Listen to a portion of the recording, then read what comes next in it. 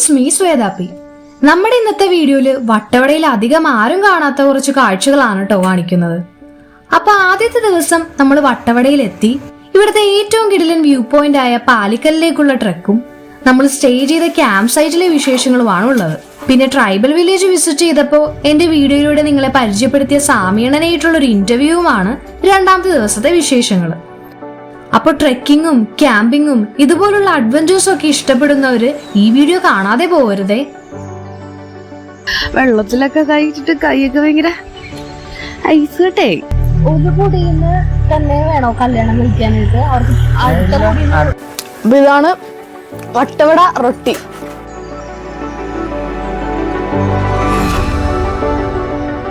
അപ്പൊ ഞാൻ ഇത്തവണ KSRTC ബസ്സിലാണ് വട്ടവടയിലേക്ക് പോകുന്നത്.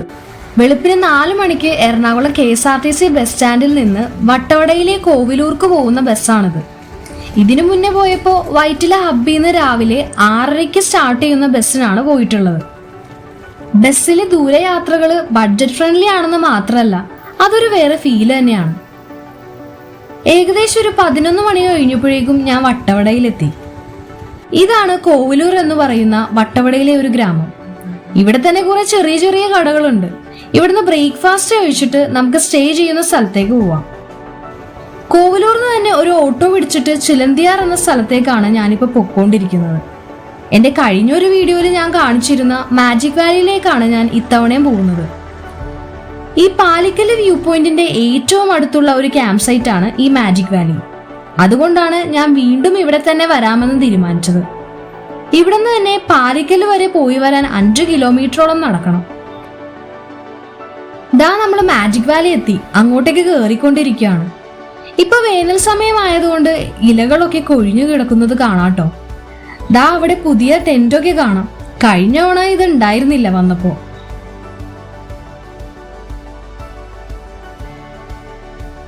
ദാ മാജിക് വാലി എത്തിയിട്ടുണ്ട്.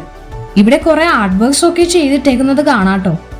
ഇവിടെ വരുന്ന ഓരോ ആർട്ടിസ്റ്റും ഒക്കെ ചെയ്യുന്ന വർക്ക്സ് ആണിത്. ഈ കൂട്ടത്തിൽ ഞാൻ ചെയ്ത 3 ആർട്ട് വർക്ക്സും കൂടി ഉണ്ട്. അത് ഞാൻ പയ്യെ കാണിച്ചു തരാവേ. ദേ ഇവിടെ ഒരാൾ ഒളിച്ചിരിക്കുന്നത് കണ്ടോ? ഇവനാണ് കട്ടപ്പ, ഇത് പാബ്ലോ. ഇവന്മാരിവിടുത്തെ ടീമാണ് കേട്ടോ.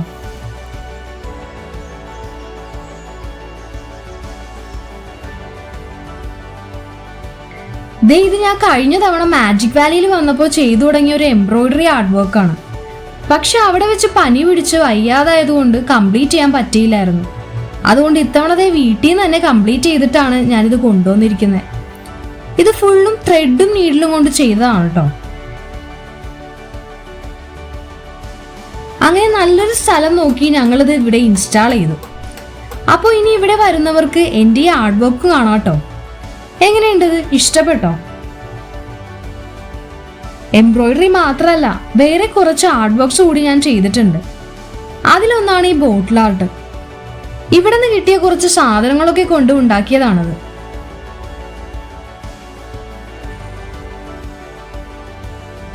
അതുപോലെ തന്നെയാണ് ഈ കാണുന്ന ഡ്രീം ക്യാച്ചറും.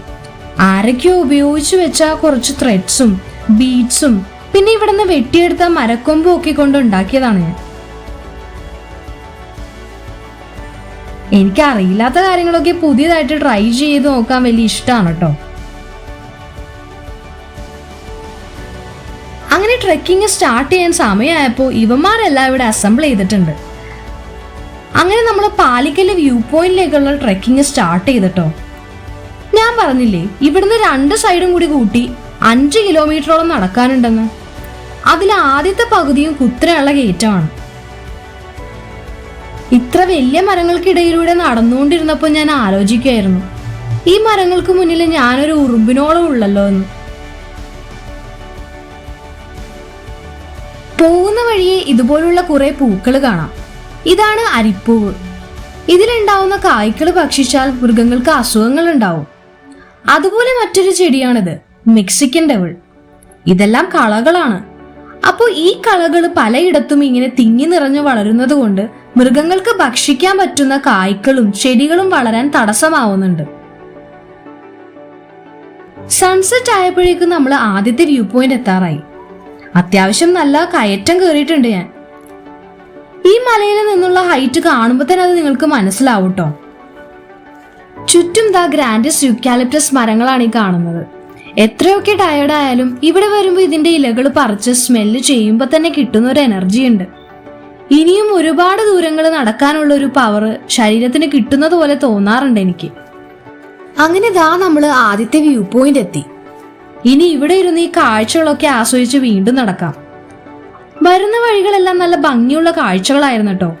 പക്ഷേ നടക്കുന്നത് കാണിച്ച് നിങ്ങളെ ബോർ അടിപ്പിക്കണ്ടല്ലോ എന്ന് കരുതിയാണ് നടക്കുന്ന സീൻസ് ഒന്നും അധികം കാണിക്കാത്തത്. പിന്നെ വേനൽക്കാലം ആയതുകൊണ്ട് ഉച്ചവരെ വെയിലുണ്ടാവുമെങ്കിലും നല്ല തണുത്ത കാറ്റ് അടിക്കും മിക്കപ്പോഴും. പിന്നെ ഒരു 3 മണി കഴിയുമ്പോഴേക്കും തണുപ്പ് വന്നു തുടങ്ങും. ഇരുട്ടാവുന്നതിന് മുന്നേ പാലിക്കല് വ്യൂ പോയിന്റ് എത്തിയിട്ട് അവിടുത്തെ കാഴ്ചകളൊക്കെ കാണാനായിട്ട് വേഗം നടന്നു തുടങ്ങി ഞങ്ങള്. ഇവിടെ നിന്നുള്ള വഴി തീരെ വീതി കുറഞ്ഞതാണ് കേട്ടോ. ഞാൻ ഷൂസ് അല്ല സ്ലൈഡ്സ് ആണ് ഇട്ടിരിക്കുന്നത്. അതുകൊണ്ട് ഈ ഉണക്ക ഇലകളൊക്കെ ചവിട്ടുമ്പോൾ സ്ലിപ്പ് ആവുന്നുണ്ടായിരുന്നു. ഷൂസ് ഇടാനത് എന്തുകൊണ്ടാണെന്ന് ഞാൻ പിന്നീട് പറഞ്ഞു തരാവേ. ദാ നമ്മൾ പാലിക്കല്ലെത്തി. ഈ ഒരു വ്യൂ പോയിന്റിലേക്ക് എത്താൻ വേണ്ടിയാണ് നമ്മൾ ഇത്രയും ദൂരം ട്രെക്ക് ചെയ്ത് കയറിയത്. ദേ നോക്കേ, ഈ അറ്റം മുതൽ ആ അറ്റം വരെ മലകൾ കാണാൻ എന്ത് ഭംഗിയുണ്ടെന്ന്. ഈ ഭംഗി അതുപോലെ തന്നെ നിലനിൽക്കട്ടെ. നമ്മൾ ഈ യാത്രകൾ ചെയ്യുമ്പോൾ ഇതുപോലുള്ള സ്ഥലങ്ങളിൽ പ്ലാസ്റ്റിക് വേസ്റ്റുകൾ ഒന്നും തന്നെ നിങ്ങൾ ഇടരുത്. പൂർണ്ണമായും റെസ്പോൺസിബിൾ ആയി ട്രാവൽ ചെയ്ത് ശീലിക്കുക. ഇവിടെ വന്നിരുന്നപ്പോൾ തന്നെ കിട്ടിയ സമാധാനം ഉണ്ടല്ലോ, അത് പറഞ്ഞറിയിക്കാൻ പറ്റില്ല കേട്ടോ. കുറച്ചുകൂടെ നേരത്തെ വന്ന് സൺസെറ്റ് ഇവിടെ ഇരുന്ന് തന്നെ കാണേണ്ടതായിരുന്നു. എനിക്ക് സൺറൈസിനേക്കാളും ഇഷ്ടം സൺസെറ്റ് തന്നെയാണ്. ചാർലിയും റാണി ഈ ട്രെക്ക് മുഴുവൻ നമ്മുടെ ഒപ്പം ഉണ്ടായിരുന്നു കേട്ടോ. നമുക്കൊരു കൂട്ടും പ്രൊട്ടക്ഷനും ഒക്കെ ആയിട്ട് ഇവിടെ നിന്നുള്ള എല്ലാ ട്രെക്കിലും നമ്മുടെ ഒപ്പം വരാറുണ്ട് ഇവര്. ഇവിടെ എത്ര നേരം ഇരുന്നിട്ടും മതിയാവുന്നില്ല എനിക്ക്. പക്ഷെ നല്ല തണുപ്പും ഇരുട്ടും ഒക്കെ കൂടി വരുന്നുണ്ട്. ഞാനാണെങ്കിൽ ജാക്കറ്റും എടുത്തിട്ടില്ല. ഡിസംബറിലൊക്കെ ആണെങ്കിലും മിക്കപ്പോഴും കോടമഞ്ഞ് നിറഞ്ഞ് നല്ല തണുപ്പായിരിക്കും ഇവിടെ. ഇതൊക്കെ നമ്മൾ ഇരിക്കുന്നതിന്റെ തൊട്ടുപുറകിലുള്ള ഈ ഒരു കുഴി കണ്ടോ? ഈ ഇരുട്ടത്തേത് കണ്ടപ്പോ പെട്ടെന്ന് മഞ്ഞുമൽ ബോയ്സ് ഓർമ്മ വന്നിട്ടോ. കൂടുതൽ ഇരുട്ടാവുന്നതിന് മുന്നേ ഞാൻ ഇവിടുന്ന് തിരിച്ചു നടക്കുവാണ്. ഇവിടെ കോടമഞ്ഞ് നിറഞ്ഞു നിൽക്കുന്ന സമയത്ത് എടുത്ത വീഡിയോ ഞാൻ കുറച്ചു നാൾ മുന്നേ അപ്ലോഡ് ചെയ്തിട്ടുണ്ടായിരുന്നു. അത് കാണാത്തവരുണ്ടെങ്കിൽ വീഡിയോയുടെ ലിങ്ക് ഞാൻ ഡിസ്ക്രിപ്ഷനിൽ കൊടുത്തേക്കാട്ടോ. പിന്നെ എൻ്റെ ചാനൽ സബ്സ്ക്രൈബ് ചെയ്യാത്തവരുണ്ടെങ്കിൽ ഇപ്പൊ ചെയ്യാനും മറക്കല്ലേ. വീഡിയോ കഴിഞ്ഞിട്ടില്ല കേട്ടോ, സബ്സ്ക്രൈബ് ചെയ്യാൻ കുറച്ച് നേരത്തെ ഓർമ്മപ്പെടുത്തിയെന്നേ ഉള്ളൂ. കാരണം വീഡിയോസ് കുറെ പേര് കാണുന്നുണ്ടെങ്കിലും പലരും സബ്സ്ക്രൈബ് ചെയ്യാൻ മറന്നു പോവാറുണ്ട്. അപ്പോൾ ഈ വീഡിയോയില് നാളത്തെ നല്ല കാഴ്ചകളും ഇൻക്ലൂഡ് ചെയ്തിട്ടുണ്ട്. അപ്പോൾ ഈ വീഡിയോ അവസാനം വരെ കാണണേ. തിരിച്ചു വന്നപ്പോഴേക്കും ക്യാമ്പ് ഫയർ റെഡിയാക്കിക്കൊണ്ടിരിക്കുന്നുണ്ടായി. അതെന്തായാലും നന്നായി, കാരണം എനിക്ക് നന്നായിട്ട് തണുക്കുന്നുണ്ടായിരുന്നു കേട്ടോ. അങ്ങനെ ക്യാമ്പ് ഫയറും ഡാൻസും ഒക്കെ ആയിട്ട് എല്ലാവരും നല്ല ഹാപ്പി വൈബായിരുന്നു.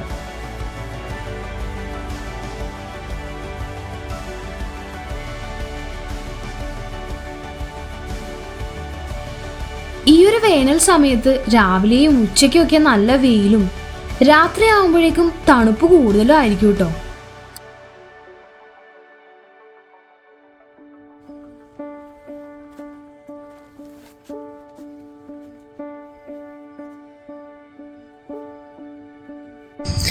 രാത്രി ആയിട്ടോ, നമ്മ ടെന്റിന്റെ അകത്ത് കയറി. നല്ല തണുപ്പുണ്ട്. നമ്മ ജാക്കറ്റ് കിട്ടിയിരിക്ക, കിടക്കാൻ പോവാ എന്തായാലും. ഇനിയിപ്പോ നല്ല ഇരുട്ടായി. നാളെ കാണാം.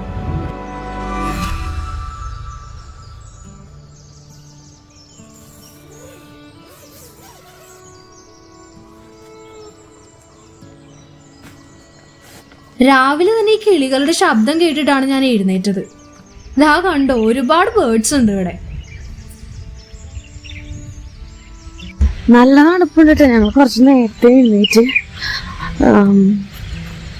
നല്ല തണുപ്പ് എന്ന് പറഞ്ഞാൽ നല്ല തണുപ്പ്. വെള്ളത്തിലൊക്കെ കഴിച്ചിട്ട് കൈയൊക്കെ ഭയങ്കര ഐസ് കേട്ടേ. ഓക്കെ, അതായിരുന്നു കേട്ടോ നമ്മുടെ ടെന്റ്. അതുകൂടാതെ ഇവിടെ വേറെ പല സൈസിലുള്ള ടെന്റുകളുണ്ട്. 6 പേർക്ക് തങ്ങാൻ പറ്റുന്ന വലിയ ഫാമിലി ടെന്റ്സ് ഒക്കെ ഉണ്ട് കേട്ടോ. അത്യാവശ്യം എഴുന്നേറ്റ് നിൽക്കാനൊക്കെ പറ്റും അതില്. കോമൺ ആയിട്ട് ഉപയോഗിക്കാവുന്ന ടോയ്ലറ്റ്സും ബാത്റൂംസും ആണ് ദേ ആ കാണുന്നത്. നല്ല നീറ്റ് ആൻഡ് ക്ലീൻ ആയിട്ട് മെയിൻറ്റെയിൻ ചെയ്യാറുണ്ട് അവര്. വാ, നമുക്കിനി പോയി ബ്രേക്ക്ഫാസ്റ്റ് റെഡിയായോ നോക്കാം.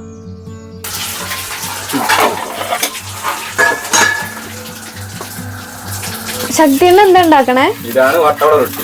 ആ, എന്തൊക്കെയാ ഇതിലിടണേ? ശർക്കര, പച്ചമുളക്, ചെറുള്ളി, പിന്നെ ആട്ടമാവ്, 2 ഗ്ലാസ് രവ. അരച്ച് ടേസ്റ്റ് ചെയ്ത് നോക്കാം. കഴിച്ചു നോക്കട്ടെ.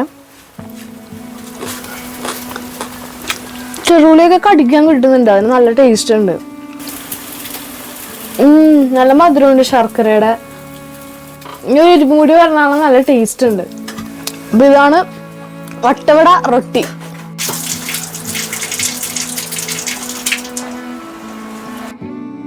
ദേ ഇവിടെ ചെറിയൊരു ഫിഷ് പോണ്ട് ഉണ്ട്. ഇത് ശരിക്കും വേറെ എന്തോ ആവശ്യത്തിന് ഇവര് മണ്ണെടുത്തതാണ്. അപ്പൊ അവിടെ ഒരു കുഴിയായപ്പോ അവരത് കുളമാക്കി മാറ്റി. ഇപ്പൊ അവിടെ മീനെ വളർത്തുവാണ്. ഇതിൽ കൂടുതലും പിലോപ്പിയാണുള്ളത്. പിന്നെ ഗൗറയും ഉണ്ട്. ആ ഓറഞ്ച് ഷെയ്ഡിലുള്ളത് ഗൗറയാണ് കേട്ടോ. അങ്ങനെ ക്യാമ്പ് സൈറ്റിലെ കാഴ്ചകളൊക്കെ കണ്ടിരുന്നപ്പോഴേക്കും ഇവര് പറഞ്ഞു കുറച്ച് സാധനങ്ങൾ മേടിക്കാനായിട്ട് ഇവിടുന്ന് ജീപ്പ് പോകുന്നുണ്ട്. പോകുന്ന വഴി സാമീണനെ പിച്ച് ചെയ്യാനുണ്ടെന്ന്. ഇത് കേട്ടപ്പോ തന്നെ ഞാൻ ചാടി വണ്ടി കയറി.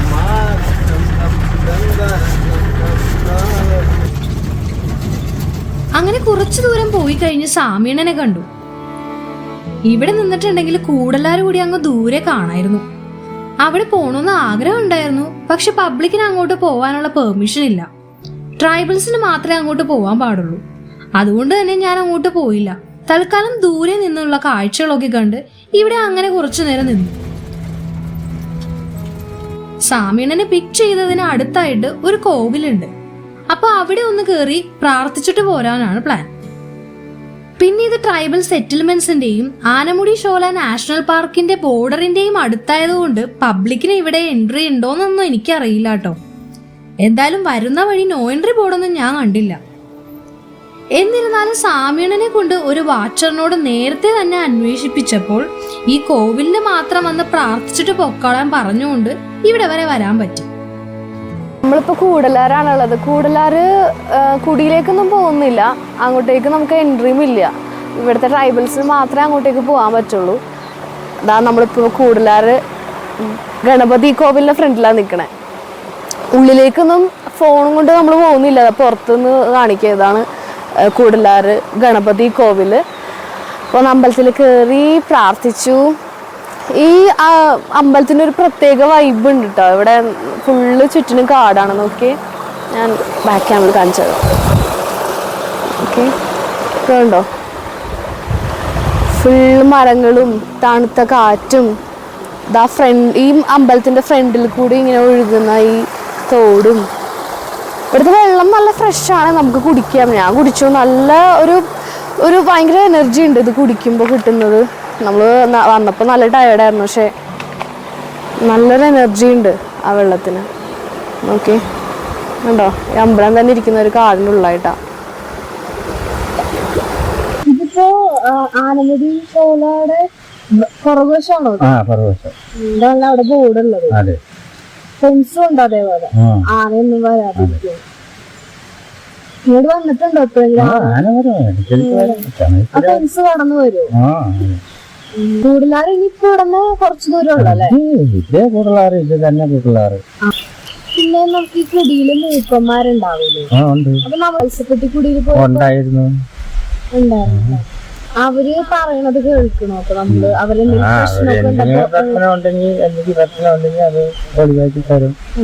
അവിടെ ഇവിടെ പോകാതെ കുടിയിൽ തന്നെ വെച്ച് വീട്ടുകാര് കുറച്ചാറ് തന്നെ അവര് ആദ്യത്തിൽ വിളിച്ചിട്ടുള്ളൂ. എന്താ കാര്യങ്ങളുണ്ട് എന്ന് ചോദിക്കാം. പറഞ്ഞിട്ട് വേണമെങ്കിൽ വിളിക്കും. അപ്പൊ ഇപ്പൊ ഉള്ള മൂപ്പന് എത്ര പ്രായമൊക്കെ ഉണ്ടാവും? അത്ര ഞാൻ പറയില്ല, വലിയവരായില്ല, കുഞ്ഞവരായില്ല. അപ്പൊ ഇത് കഴിഞ്ഞ് അടുത്ത മൂപ്പനെ എങ്ങനെയാ തെരഞ്ഞെടുക്കുക? അതിനാ എല്ലാരും അറിയാമല്ലോ. നമ്മളൊരു നാട്ടിലോ മന്ത്രിയോ ആരായാലും നമ്മളെ ജനമായിട്ട് നോങ്ങി വെക്കണല്ലേ. അങ്ങനത്തെ പോലെ എല്ലാവർക്കും ഇഷ്ടമുള്ള ആളെ നോക്ക്, അങ്ങനെ വെക്കത്തുള്ളൂ. അല്ലാതെ തലമുറകളായിട്ട് ഇങ്ങനെ മൂപ്പന്മാരായി വരണല്ലോ. അതെ, നമ്മൾ തെരഞ്ഞെടുത്ത് വെച്ചേക്കണം. അവർ ബന്ധക്കാർ അല്ലെങ്കിൽ അല്ലെങ്കിൽ എല്ലാത്തിലും നല്ല മനുഷ്യനായിരിക്കും. എല്ലാവർക്കും അറിയാം ഇയാളിന് കുഴപ്പമില്ലാന്ന്. പിന്നെ അയാളും നോക്കി പഠിക്കും. പിന്നെ അയാൾ നോക്കും. മൂപ്പന്മാര് പ്രശ്നം ഉണ്ടാക്കിയാ പിന്നെ മൂപ്പന്റെ വലിയ ആൾക്കാരുണ്ടാവല്ലോ, അവരുടെ ഒത്തിരി വലിയ ആൾക്കാര്. അവർ ചോദിക്കും നിങ്ങൾ ഇത്ര മൂപ്പനായിട്ട് എന്ത് കാര്യം നിങ്ങൾ പറഞ്ഞു. അവർ ചോദിക്കും, വലിയ ആൾക്കാർ ചോദിക്കും. കാരണം തെറ്റായിട്ട് മാറ്റാം. ഒരു കുടിന്ന് തന്നെ വേണോ കല്യാണം കഴിക്കാനായിട്ട്? അടുത്ത കുടിയിൽ മത്സ്യപ്പൊടി കുടിയിൽ ഇപ്പൊ ഇവിടെ കൂടലാറുള്ള ആരെങ്കിലും അത് കെട്ടാം. എല്ലാരും ബന്ധക്കാർക്കാണല്ലോ ഒരു സ്ഥലത്തിൽ. എന്നാ ഇപ്പൊ കുടിയിലുള്ള ആള് പോയിട്ട് കോയിലൂരിന്റെ അവിടെ കല്യാണം തമിഴ് ആൾക്കാർ അത് നടക്കാം. കുടിയില്ല മറ്റൊന്ന് എന്റെ കുടി വന്നു. ഒരു കുടിന്ന് മറ്റൊരു കുടിയിലേക്കുള്ളവർക്ക് എല്ലാ കുടിയിലും അതില് കഴിഞ്ഞാൽ വേണമെങ്കിൽ നമുക്ക് അതൊന്നും കല്യാണം பண்ண என்ன பண்ணுவாங்க? അത് വിട്ട് അതോടെ ഒതുക്കി വിട്ടതാണ്. പിന്നെ ഇങ്ങോട്ടേക്ക് വരണ്ടാന്ന് പറയും.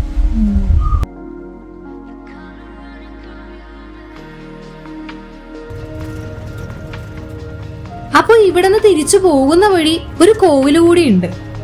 അതുകൂടെ കണ്ടിട്ട് നമ്മൾ തിരിച്ചു പോകുവാണ്.